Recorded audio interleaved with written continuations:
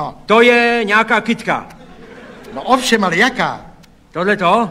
Docela hezká. No dobře, ale... Bílá. Ale mě zajímá. Veliká. Já chci vědět jméno.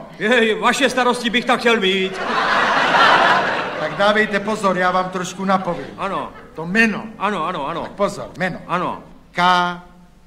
Kateřina. Ale ne Karel. Ale ne Kala. Kakala. Ale ne Kala. Kalamajka.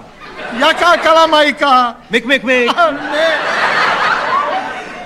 To je přece Kala. Kala?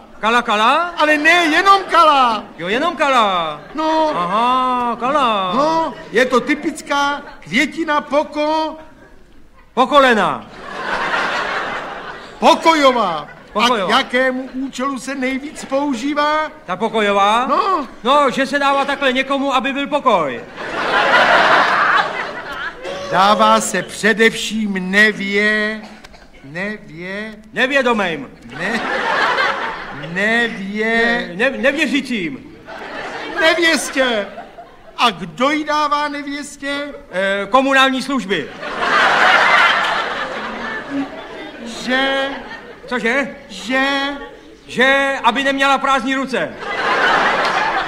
Ženich. Ženich. Jo, ženich. No, ženich. Ženich, no jo, raště odpustit. Já už to zapomněl, já se žením poměrně zřídka. Co pak je tohle, no? Tohleto, No. to zelený na zdi. No. To je něco zeleného na zdi.